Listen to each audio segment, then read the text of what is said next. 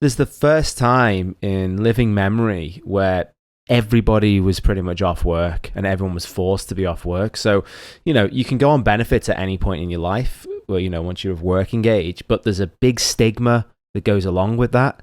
You've got to sign on in the UK. I'm not sure how it works in the United States, but you have to go and jump through some hoops. And there's a big psychological block to doing that. It's like, well, I don't want to be a bum. I want to, be part of society. You got to have a job. I've always had a job. Whereas COVID came along and everyone now, you have to not work. In fact, you're a hero if you don't work. Stay-at-home heroes, they were saying on TV in England. You're taking one for the team when you stay at home and play Xbox. Yeah, exactly. So yeah, you stay at home and do what you can to fight the good fight. It's like Sean. It's like you always say, you can either storm the beaches of Normandy for World War II, or you stay at home and eat Doritos and play Call of Duty, and that's the same as storming the beaches of Normandy.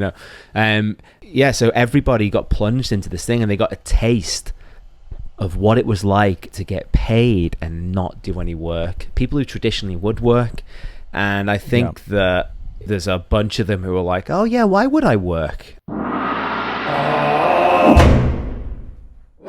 We're here to talk about the worker shortage. So, Roman, you're not working at the moment, but I'm noticing just going into Subway, there's like a sign. I'm part of the problem. You're part of the problem, yeah. Going into Subway and you order your sandwich, there's a sign there, and it's like, please bear with us. It's very difficult to get workers now. So this one black guy working here can't make the sandwiches fast enough. Don't blame him. God. It's because we can't get other people to come in and help.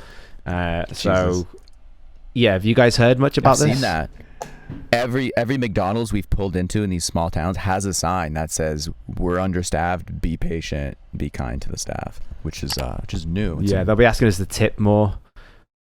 Our staff are working extra hard, so tip them extra hard. They don't want to fucking pay them. Yeah. What do you guys think's causing it? Do you think it's just the stimulus checks, or? I think it's deeper. I think this is such a hard topic. Like, we're really got a dearth of topics, because this is, you talk to 10 different economists and they'll give you 10 different opinions on, and everyone's got their feelings and their personal biases wrapped up in, employers treat workers like shit. That's why they don't want to go back. Workers finally have a say, and that's why they don't want to go back. I don't know. I think it's a combination. I don't think just getting rid of the benefits automatically puts people back to work. You look at the amount for the benefits, and it's not that much money. So are people really surviving on what the benefits are paying? Because they say that, most Americans, Canadians have no savings. They're all in debt. So are they Canada's a little different because the benefits in Canada are insane. But like in the US, are people really surviving on the benefits? I guess when you combine the state and the federal, it can be pretty high. But depending on where you are, we'll see. We'll see once the states peel it back. We'll see if it has an effect. How much money are they getting? Because I'm seeing federal unemployment benefits ending for $300 federal unemployment benefits that ending they ended in June, most of them in July. So they're getting $300 a week, is that? Yeah, I read a study, don't quote me on this, but I read a study that people were pointing to in the Wall Street Journal a month or so ago, where they were saying that a family of 4 can earn over $100,000 a year in benefits. So when you look at it from that, but that's not everywhere. So when you look at it from that perspective, yeah, why would you go back and deal with Bob in accounting when you don't have to, especially if you've peeled your lifestyle back a little bit? I've heard of that too. It's not even Bob in accounting. It's like dealing with the customers at Taco Bell, because a lot of the people that are getting the most out of these benefits are not working at accounting firms. They're working at minimum wage, retail, food service, shit like that. And I've read that in some instances they're getting what they would be getting working for minimum wage. So it's like, you have to stay home, play Call of Duty. Why would you go back to Taco Bell? I kind of get that. Like, what is going on? Are people just over it? Are people just done with it? Like, you'd have to completely take away the benefits to get people, or do places have to pay more? Because I was reading about, I don't know if you guys read this, a dollar store in the U.S. had to shut down because literally everybody quit, because the worker shortage created a domino effect, because now whoever was left was picking up the slack, and it kind of wore everyone out to the point that they went, all right, well, if these guys don't care, I don't care. And they just walked out. The place had to shut down for some time. Even their GM quit. That's a lot of places, yeah. Yeah. So is that going to just keep happening until businesses start paying more? It's razor thin margins for a lot of these companies. So it's not just a case of them being able to pay more. It's like the whole minimum wage argument. It's like, oh, you need to pay more. It's like, well, how much value does the employee bring in? Am I going to go out of pocket just so people have jobs? The thing that I was thinking about was this is the first time certainly in my lifetime, but I think this is the first time in living memory where everybody was pretty much off work and everyone was forced to be off work. So, you can go on benefits at any point in your life, where, once you're of working age, but there's a big stigma that goes along with that. You've got to sign on in the UK. I'm not sure how it works in the United States, but you have to go and jump through some hoops. And there's a big psychological block to doing that. It's like, well, I don't want to be a bum. I want to be part of society. You got to have a job. I've always had a job. Whereas COVID came along and everyone now, you have to not work. In fact, you're a hero if you don't work. Stay-at-home heroes, they were saying on TV in England. You're taking one for the team when you stay home and play Xbox. Yeah, exactly. So yeah, you stay at home and do what you can to fight the good fight. It's like Sean's like, you always say you can either storm the beaches of Normandy for World War II, or you stay at home and eat Doritos and play Call of Duty, and that's the same as storming the beaches of Normandy. So everybody got plunged into this thing, and they got a taste of what it was like to get paid and not do any work. People who traditionally would work. And I think that there's a bunch of them who are like, oh yeah, why would I work? I mean, let's look at, this other headline, which is billionaires got 54% richer during pandemic, sparking calls for a wealth tax. That's what it says on CBS News. And you hear this stuff all the time. Like Jeff Bezos' fortune went up by like 54% and all the rest of it. So you have two things going on at the same time. You have everyone being forced to stay at home and the government paying them money, and at the same time the richest people ever making more money. There's a bunch of people who are like, well, let's just keep doing that, who don't understand economics. Let's just keep doing that. You tax those rich people who are making more money and I'll stay at home. It's better for them, it's better for us. So they're just going, tax the rich more and let me sit on my ass all day long. I think there's a lot of that stuff. It's the kind of universal basic income. It's like, let's have a taste of that. And I think people are just, why would I go to work? Just tax Jeff Bezos more. He's making more because I'm at home. People are getting a taste of that, and they're not writing the great American novel. We're seeing that now. No one's writing their great novel. So what's next after this? So Zuckerberg's theory of if we just give people money, they'll sit at home and they'll build great things isn't coming true. Shocking. Is not happening? Shit. Well, I mean, Call of Duty's numbers are doing well. When did he say that? That was his argument for UBI. Oh, he made the statement a couple of years ago. Yeah. Well, he thinks everyone is a lizard like him. Like, he doesn't understand that normal people just want to sit in their yard and drink Corona. Like, that's like one of the things that a lot of these like tech guys don't get, that not everyone is this like hyper competitive, ruthless like tech tyrant. Like, a lot of people just want to chill, and they're not composing music at home. Like, they're watching Netflix. So yeah, how long can that go on? To the time when we have the most connectivity ever and the most media, right, ever. So why would people at this time make anything? I agree, Matt, with what you're saying. To your point about now no longer being a stigma to being unemployed, like you're fighting the good fight. Now, is it cyclical? Is it kind of like back in the 70s, the whole like hippie movement, like fuck the system, fuck the man? Is that just like coming back around, and people are going to like do this for a bit and then things are just shift back, pendulum's going to swing back where we go, you know what, it's time to start working again? Like, is it going to swing back the other way in a couple of years? Well, what happened in history then? So the hippies were like, fuck the man, and that was after, what was that, after Vietnam or after? Yeah. During, like, leading up. Yeah. But then it went back. Like, the 80s and 90s became all about being like a cutthroat Wall Street, like Gordon Gekko type. And then now it's kind of going back into, stay home and chill. So isn't it all just like cycles? Are we talking white collar? Or are we talking minimum wage? Because let's be honest, look, if you're over 25 and you're making minimum wage, you're not building shit. Like, you don't have the ambition to do anything. So you're not, like, you're either in a really bad financial situation, you've made a bunch of bad decisions, you're basically unemployable outside of minimum wage. So, hey, if you're a kid and you're in college or whatever and you're making minimum wage, fine, that's one thing. Like, we hire a ton of, and they're amazing. But, like, we're talking about, because you mentioned a minute ago, that most of these people are in lower paying jobs. It's not Bob in accounting. It's not people that have careers. So I think there's a juxtaposition between the two of them because I think it's two different problems. Like, are we talking about the white collar worker or even higher earning blue collar worker who doesn't want to go back to work? Well, most of the blue collar people are already back at work because their jobs they can't do from home. So those people are pretty much at work. Yeah, so we're talking about the minimum wage people in service jobs, mostly service jobs in retail, and white collar, college educated people who've learned that they can work from home. And to me, those are two completely different entities, and it's going to play out two completely different ways. If you ask me, I think I know how the minimum wage worker one plays out. It's automation, and these companies go to and eventually you're going to see everybody wants immigration. You're going to see an influx of.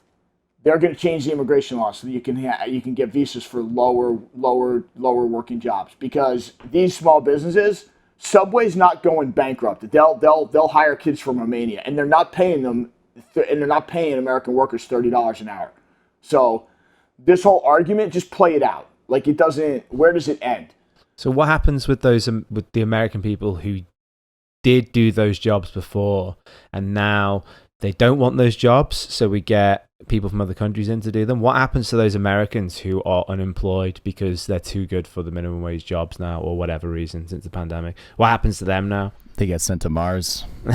They get put in Bezos' ship. Class warfare. They get sent to the new colony on Mars. Yeah. Class warfare. And listen, you know me, I hate taxes more than anything.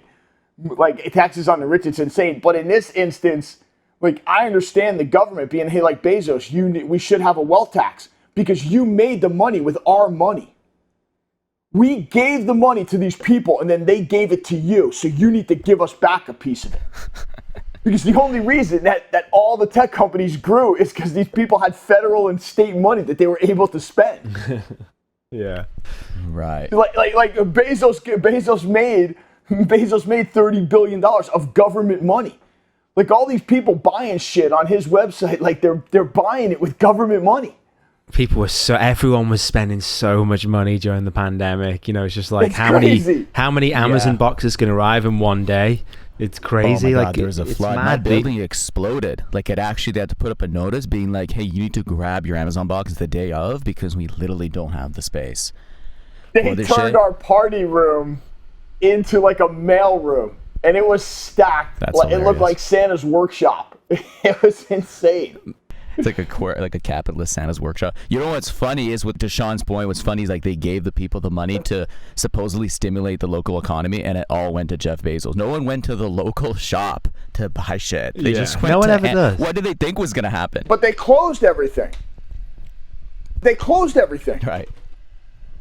So like, yeah, and they talk about how hard the service industry's been hit. Most of these businesses are still closed. Oh yeah, I tried buying camera shit from my local camera shop in Toronto, from Henry's Camera, and they were closed. So I'm like, well, like I don't know what else I'm supposed to do. I guess I'm just gonna go on Amazon.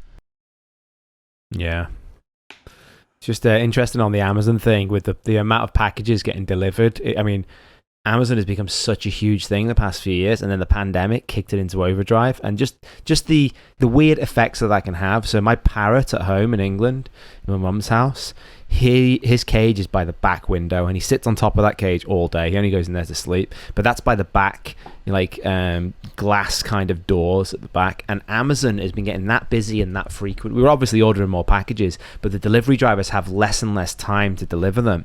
So they just come, drop the package off, and then bang on those back windows, which in turn gave my bird a nervous kind of tick, to the point where whenever we got a delivery or whenever a truck drove up, he'd see it and fly away from the window. So like, oh my God, the pandemic and people buying benefits. Stuff like that bird should get the stimulus pay for its troubles. We had to frost the glass and put a doorbell there to like calm him down, because he's an old bird, and like, you know, he all of a sudden sees this man, you know, a truck come, and he hears it, and then he sees it, and then a man comes marching up the garden and then bangs on the window right by him, and he shits himself. So we had to slowly put him through therapy. But you know, on Instagram, with like emotional music, and you'll get thousands of sympathy likes on that. Because just have a just have a GoFundMe like one of those page. Dodo videos.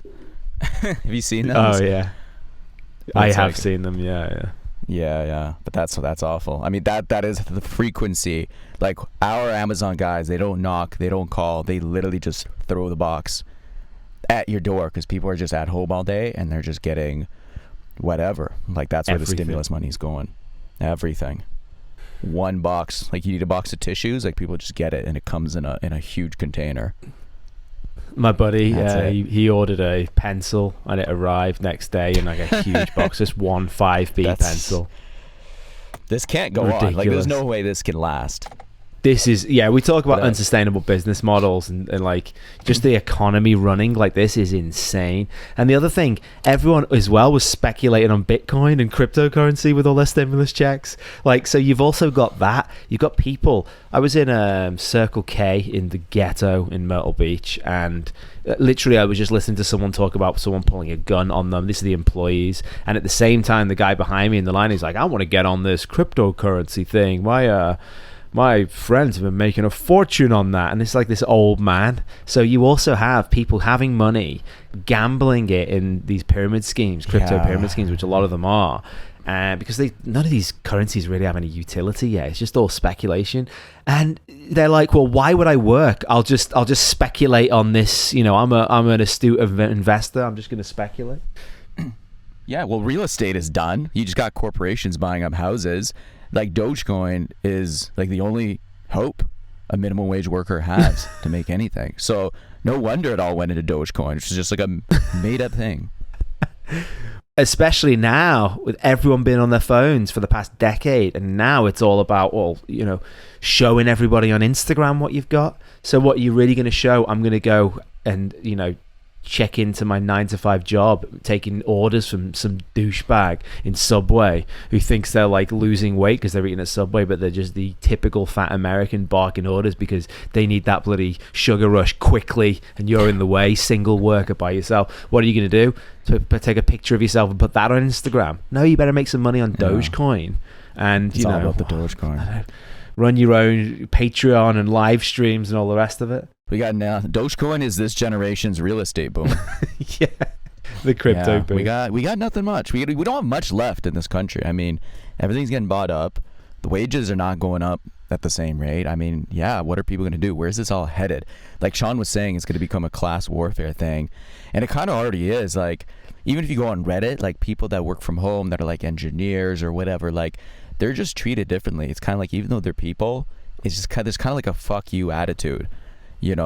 From people that maybe have to work in hospitality, and they're like, I can't just fucking sit at home all day and live stream, Yeah, it's kind of already happening, like a digital warfare. It is digital class warfare, where if you even you're just treated like a different person. So I don't know what this is, people in service industry jobs like jealous of people who can work remotely, so there's like a remote privilege that people they have. Nothing. Where are they gonna go? They're at home, so they go on Reddit. Like if you go on just the Toronto subreddit, which is really the only Reddit like I've spent some time on, it's just like an us versus them of like, I either got laid off as a bartender, now I got nothing, or I work for Shopify and make $200K a year and I play Xbox at lunch. Like those two, I don't know how you reconcile the relationships between those two groups of people. Like the middle class is just like, the more it shrinks, the more people are like, well, if you have something, then fuck you. Like someone is still snapping up homes, you know what I mean? Like someone is buying them. It's not just Zillow. Like I know people that still kept their job during the pandemic, and it's just like, it feels like it just put like a gap, an even bigger gap in between people. Well, it usually does. Huge changes like this. But I listened to a podcast recently where they were talking about the real estate market, and there's just that much of a demand for property in, like, say, in Sydney, because if you live in Sydney in Australia, because obviously everyone's starting to work from home, spending more time at home, they want like a bigger house and they want like a nice outdoor space, so everyone starts moving. It's like one of the main drivers for people moving to the countryside. But Sydney CBD is very nice. You've got Darling Harbour there, you've got the Botanic Gardens. It's like being in a city but with lots of green space. Plus you're a bus ride or a 10-minute car journey away from the coast with like 7 beautiful completely different beaches. You've got like the very commercial style beach with barbecues on, then you've got like secluded bays and stuff. It's a beautiful place. Anyway, you have people like, you know, you have like 200 people bidding for a house or an apartment. And, you know, some of the people put their stipulation in the contract. They're like, look, I'll pay the asking price. I'll pay 20% over the asking price, right? Or 50% of the asking price, or whatever it may be. But my only stipulation is I need to be able to come and see the property before I sign. That's my only stipulation. And people are like, sorry, no, we'll go with someone who doesn't need to see the property. And it's getting that insane. Like, yeah, that crazy. That's ridiculous. I mean, yeah, the same thing's going on in Canada. Like people that are working in Toronto, Vancouver are just taking over the surrounding areas that have more space, and like rents are going up. Like right now I'm in a small town. So are people BC. moving out of Toronto? Oh yeah, there's been an exodus out of Toronto, out of Vancouver. I mean, this is just Canada. I'm sure it's going on in parts of the US, but I'm in a small town right now in BC of 100,000 people, and the rent here is like almost Toronto rent.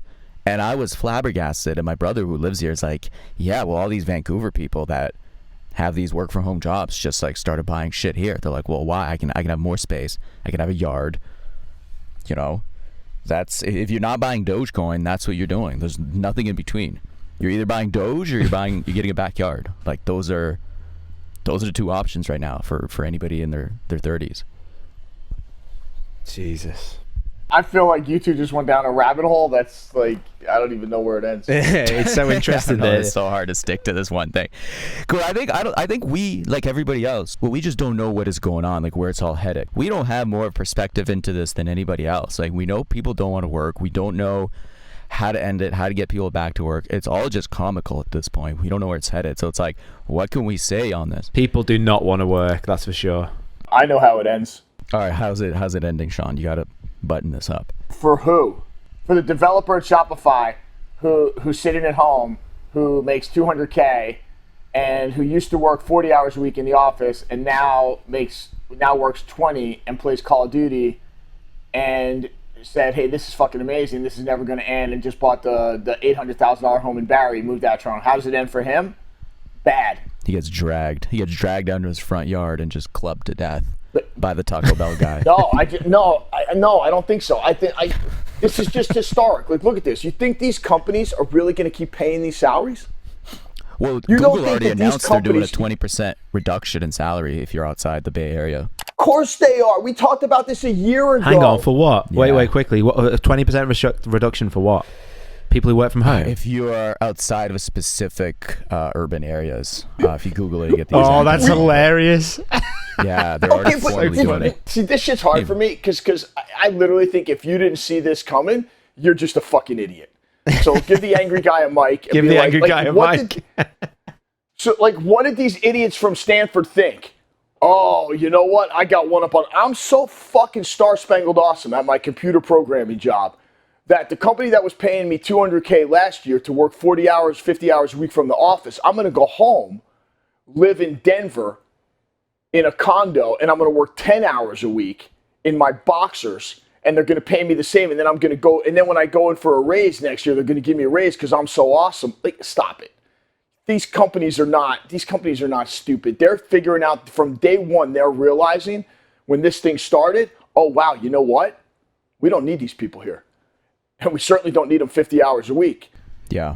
As long as the pandemic's going, they're not going to be the bad guys. So as long as people are dying, they're not going to be the bad guys. They don't want the headlines of cutting people's salaries. But if you don't think that they're all sitting in a back room figuring out how to get rid of these people, or at least significantly, drastically slash their salaries because they realize they don't need them for as many hours as they thought they did.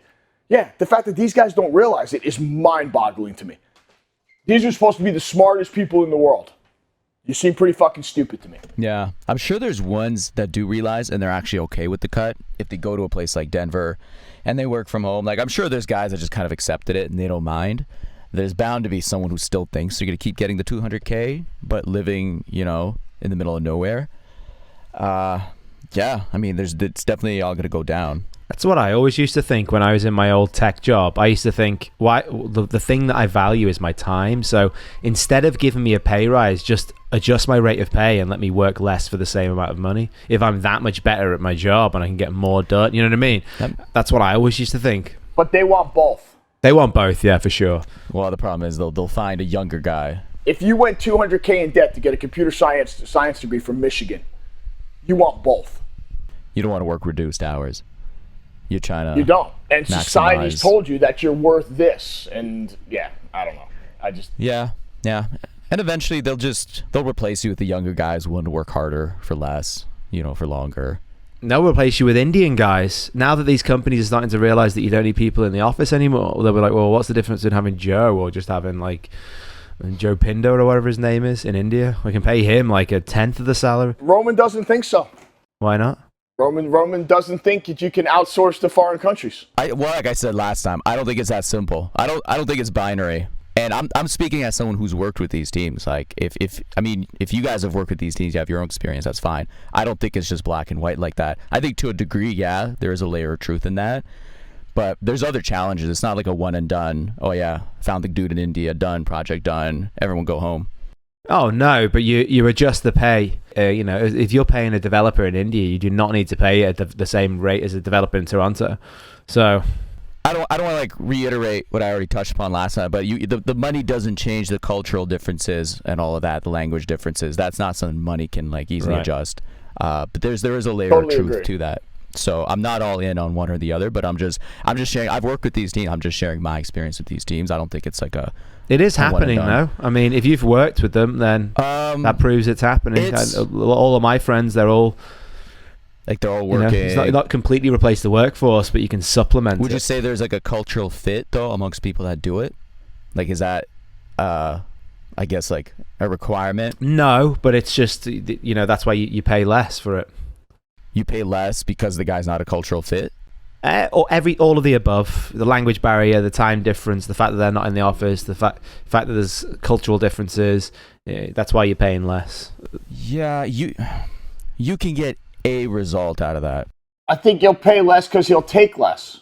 And they take less, yeah. But that's the bargain you make. If you want a all singing, all dancing, because you worked in tech, you know how they operate. They want to create the fake family.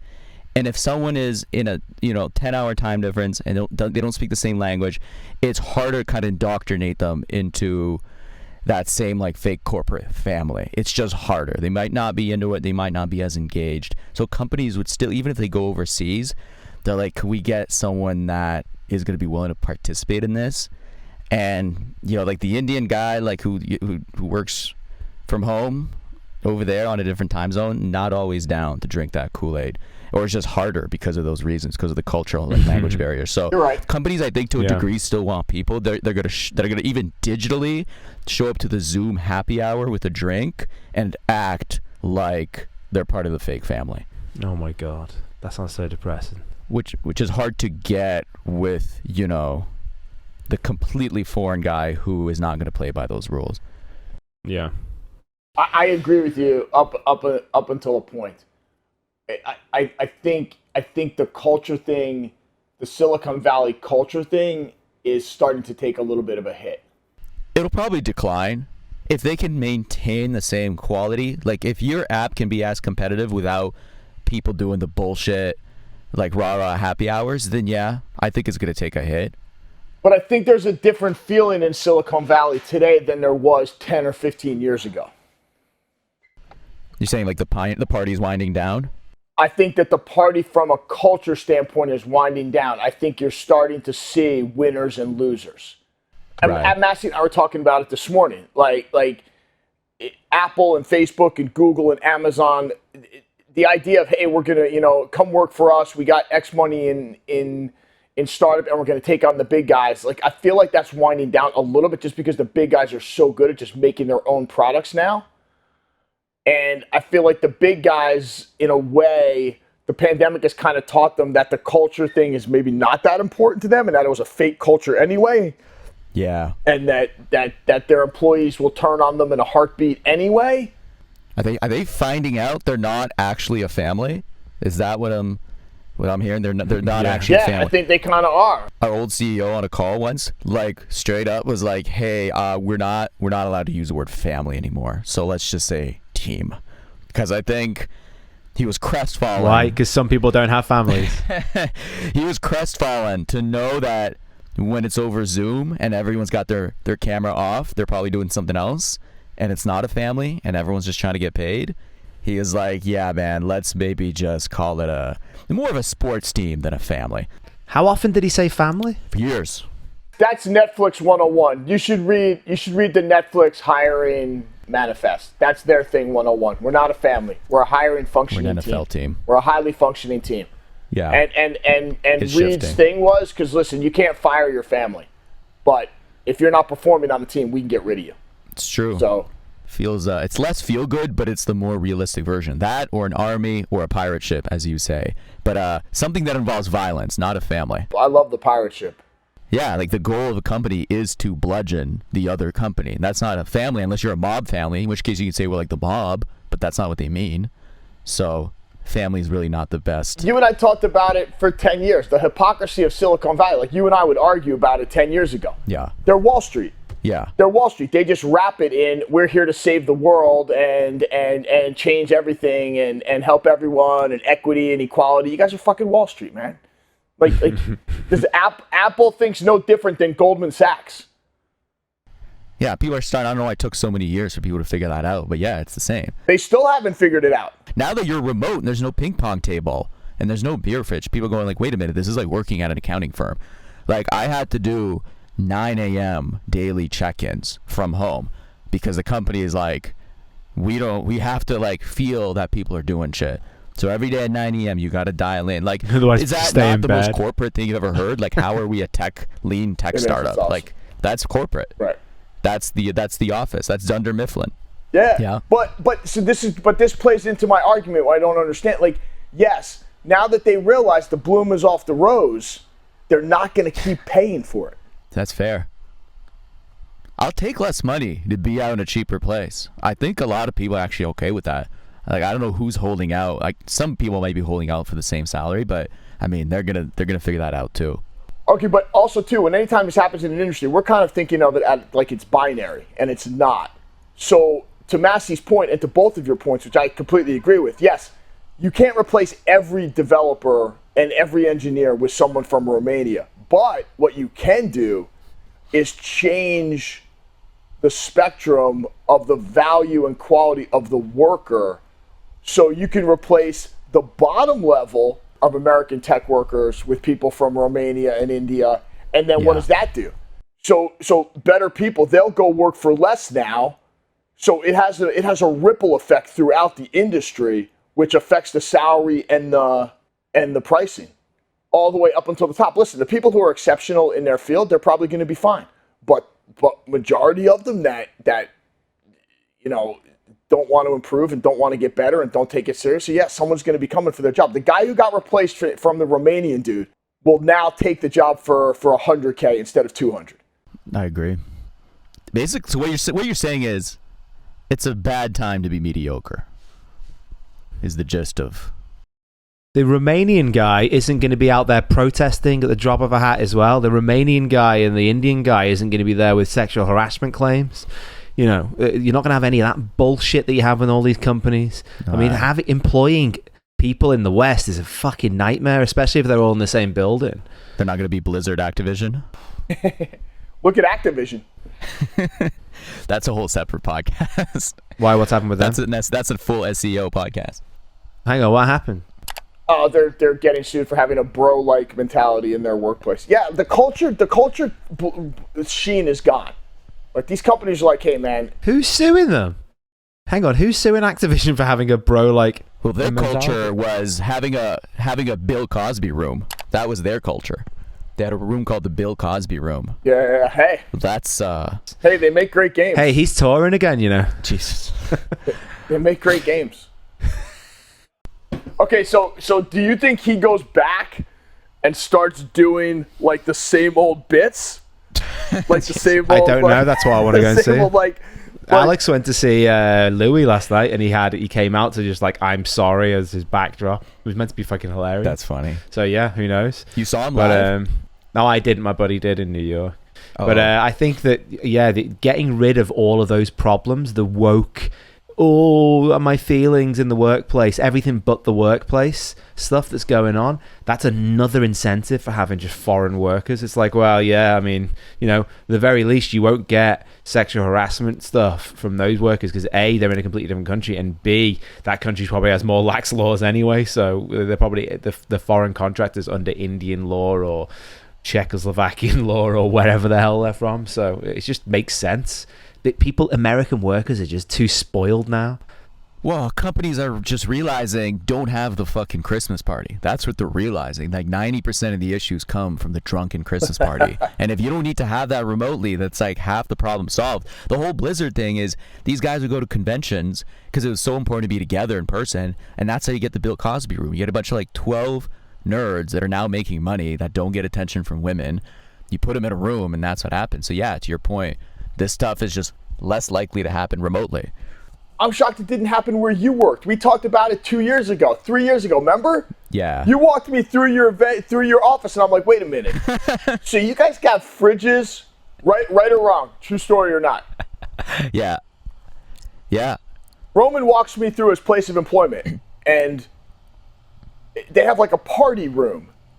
And I'm looking around, and there's like 22 to 34-year-old men and women working in the place. Probably a mix 50-50. And it's a marketing firm, right? Yeah. It's like a digital marketing. It's like ad tech marketing, yeah. And they have like a party room stocked with coolers. It's fucking Mad Men. Yeah, stocked with coolers filled with alcohol, and they have like 3 different things on tap. And I'm like, hey, I got a question for you. Like, you guys... Yeah, it's insane. The company pays for this alcohol. Yeah. And he's like, yeah, we have parties and stuff here. And I'm like, oh, wow. Okay. Like the arrogance or the stupidity of these companies. What do you think's going to happen? Yeah, like seven guys are going to break away from World of Warcraft and run a train on Jessica from oh my God. from social media, and they're going to get sued. And they're going to be like, we don't understand. Well, the company put the alcohol here. Like what are they, retarded? Seriously. Oh my God. Yeah.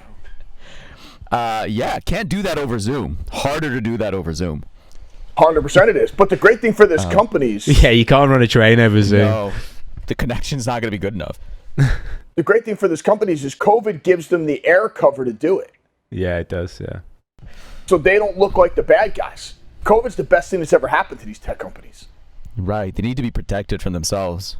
They're going to restructure these companies. That's my belief. I could be completely wrong. Yeah, man, you're not wrong.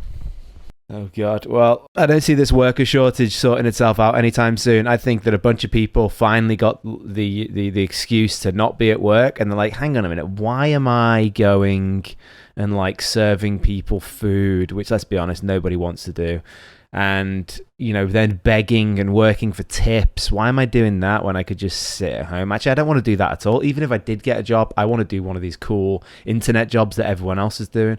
Even the unskilled, non-tech people, a lot of them are working from home just because a lot of their work is on a computer or phone-based or whatever. It's like, work from home. So why would anyone want to go to Subway, put a silly hat on, or wear a hat to work? That's humiliating. It's like, I have to wear a hat. So I have a question for you to sort of close this out, maybe. How long, though, before McDonald's, Burger King, Starbucks, how long before these companies realize, okay, we can't get workers. We're not going to pay $30 an hour. We've automated everything we can. We still can't get workers. How long before they go to their congressmen and senators and say, okay, you need to change the visa requirements because we need to be able to bring in minimum wage workers on visa. We need an expansion of the J1 visas because we cannot hire anyone, and we give you guys millions of dollars in campaign money. You guys need to fix it. How long? How long before that happens? Because that's what's going to happen. Right. If this keeps going, a year, year and a half. Pretty soon, I'd imagine. Well, I mean, they're not going to go without. Well, let's look at it from their perspective. These are billion-dollar companies that sell a product that everybody wants. They're not going to go without workers forever, and they're not going to pay. They're not going to be paying Johnny who's making sausage McMuffins $100K a year. So what's the alternative? I mean, they might give it 18 months or 24 months to see how it plays out, sweating it out, but eventually, if the argument is people aren't coming back to work, well, they're going to come up with a solution. Yeah. That's likely. Every McDonald's I've passed through across the entire country. We drove from Toronto all the way almost to Vancouver. Every McDonald's, it's like immigrant workers, which is fine. I have no problem with it, but it's like they're realizing that is who is willing to do those jobs, and they're great. I mean, I don't know what to say. It's good, but yeah, that's who is going to be down to take those jobs, and you know, because they don't play Call of Duty. Some do. Yeah. Some do, but their life is Call of Duty for some of them. Jesus, some of them they come from a place that inspired Call of Duty. That's real life Call of Duty. Yeah. The spoiled white kid in the suburbs is going to want the government to come in and fix it. Yeah, I mean, those are the jobs my dad did. Right. Like, yeah, when my parents moved to Canada, they're Ukrainian. Like, those are the gigs that, you know, they did, and it's because other people didn't want to do those gigs. Right. And that's just how it is. So the government opens up the visas and we start getting pure immigrants in to do the Turkish jobs that no one else wants to do. And then what happens to all the people who were doing those jobs in the past but don't want to since the pandemic? Do they just all get government money forever, which comes from Bezos? UBI. I don't know. Or they do a round two at Congress. UBI, they restorm Congress. I don't know.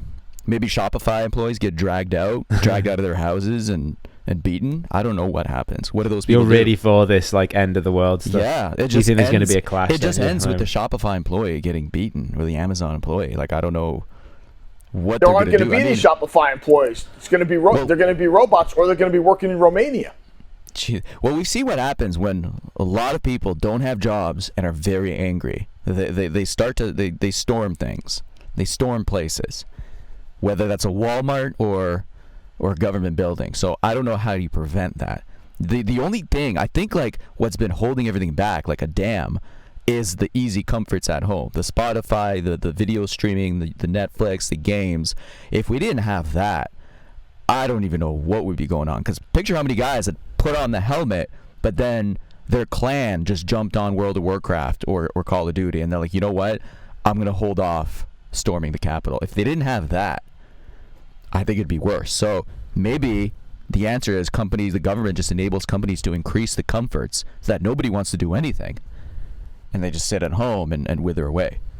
Maybe that's how you beat people. Oh my God. Imagine you got Netflix for free if you're unemployed. Netflix is free. DoorDash is free if you're unemployed. They might do it. They're like, hey, internet is free. Netflix. I don't know. I mean, this is what Scott Galloway talked about. He's like, never before have we had so many easy, cheap comforts that it's literally holding people back from violence in the streets. Because the new episode of whatever just dropped. Yeah. I don't know. It just got dark. You went dark real quick, Roman. Yeah. That was crazy. Roman thinks he's going to be fighting in the streets. Yeah, Roman's all about the class warfare. Well, I got the off-road car, and I'm just gunning it the fuck out of here. So I have a fridge in the back. I have solar panels. You're not going to see. I'm just out of here. So let me know. They're too lazy to fight. Okay, good. I hope so. I don't want anyone to fight.